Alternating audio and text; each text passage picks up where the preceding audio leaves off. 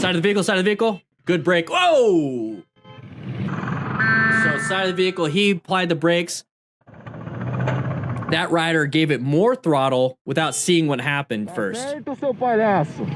Quick shout out to 99 Lives. Great stuff. I think he's absolutely the best motorcycle crash compilation editor right now. Check him out. Seriously, 99 Lives. All right, so we got side of the vehicle right here. So we're going to now apply the brakes and apply the horn. Guess what? The other person didn't see it when we saw it. So this is actually a great example of two different perspectives, basically. Perceived, reacted, and since they didn't go so fast, they're able to have stopping distance before the vehicle happened. The other rider on the other side didn't see it as soon as they did, possibly the same reaction and possibly the same stopping distance, but perceived it later. If you don't see something, it doesn't matter how good you are, you're starting off later than this person or the people that do pay attention. That right there is when that person finally realized, reacted, and then now stopped. If they both perceived it at the same time, they probably both would stop here. But that rider right there probably perceived it half a second, maybe a full second after this rider. And now that's where they stop. So it doesn't matter how good you can brake if you can't see the hazard. Side of the vehicle. Good braking. Good. Oh, never mind. That was a lot of panic. That's fine, though. Dude. That's fine. Did what he had to do. Okay, no. Be careful, buddy. You just almost killed me, man. I know, I saw you. I saw you last time. Got you, bro.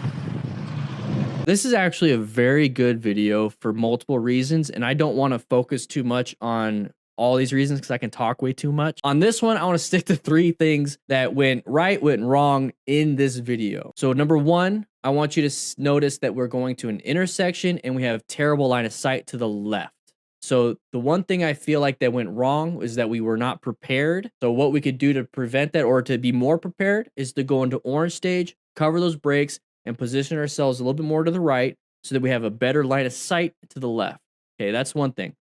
As soon as you see that right there, that vehicle, that's definitely going to be a path of travel violation. That is a one-way road.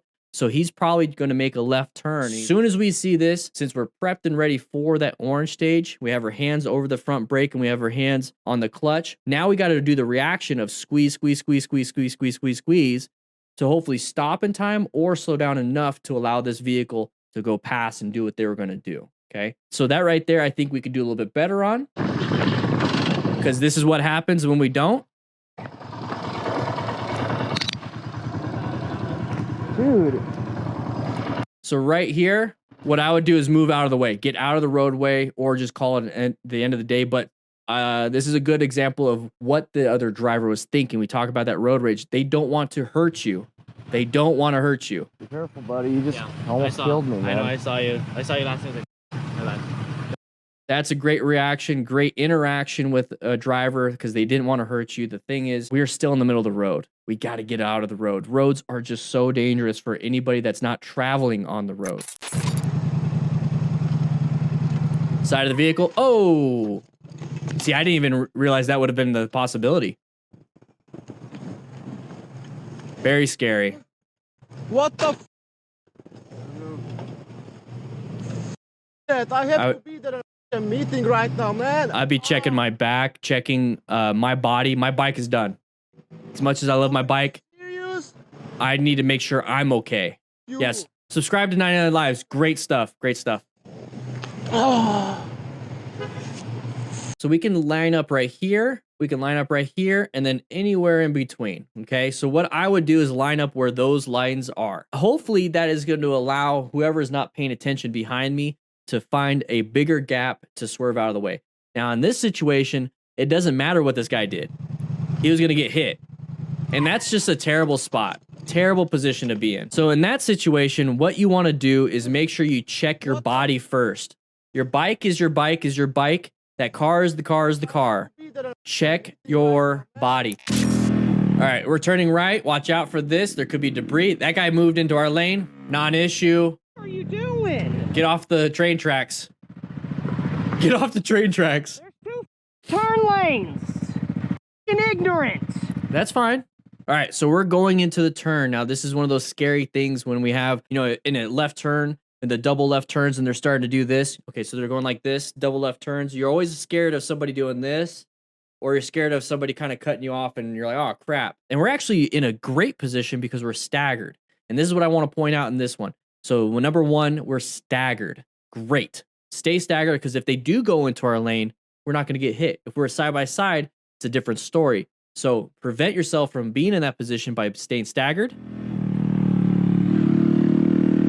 Okay, you already can see that they're going into your lane. So in this situation, we're not trying to increase our speed. Remember, slow look, press, and roll. So about right here, maybe a little bit, maybe when we get to like right here. So about right here is when we're going to go roll on that throttle to increase our speed because we're trying to exit the turn. Well, instead of slow look, press, and roll, how about we just do slow look, press, wait, wait, where are they at?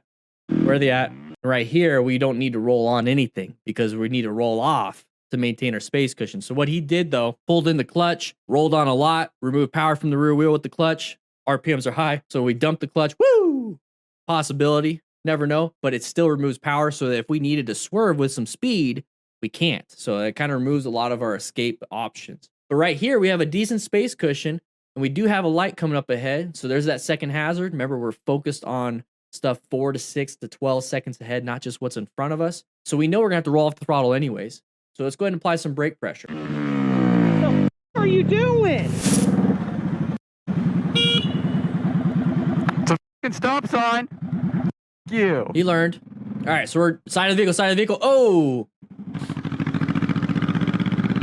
This side of the vehicle is much like this side of the vehicle. Probably the same vehicle, to be quite honest.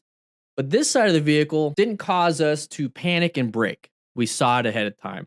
We're also going at a speed to where we can roll off the throttle and brake a little bit. And it's not going to cause loss of traction because we're not accelerating a ton and we're not turning. All we're having to do is decelerate. Acceleration, decelerating, turning. Traction is needed for those three. So if we're going too fast, it's harder to slow down. If we're going too fast, it's harder to turn. If we're turning really sharp, it's hard to go fast and it's hard to brake. You see how it is? So if you find this nice medium. So we get to this situation, we have that side of the vehicle that we got to be concerned about just kind of sitting there. Everybody have issues when it comes to construction, okay? It confuses everything. It's the uncommon thing in the common situation. So when we see a vehicle like this, what do? We get into orange stage. That's the one thing I want you guys to do in this situation right here. You see the side of the vehicle, we're in construction zone. His hands should be covering the front brake and the clutch, getting prepped and ready for progressive brake pressure. We're scanning, we're looking, we're planning our route. We're looking for escape paths. We have a great space cushion right here so we can see really far ahead. So these are all good, but the thing is, when we panic, there's not much we can do. So grab yourself a rock form case. I have a little pop socket adapter. I absolutely love it. This is a magnet right here. It keeps your phone nice and secure, a lot better than some of the other competitors. So make sure you check them out. Links in the description. Automatic discount when you click that link.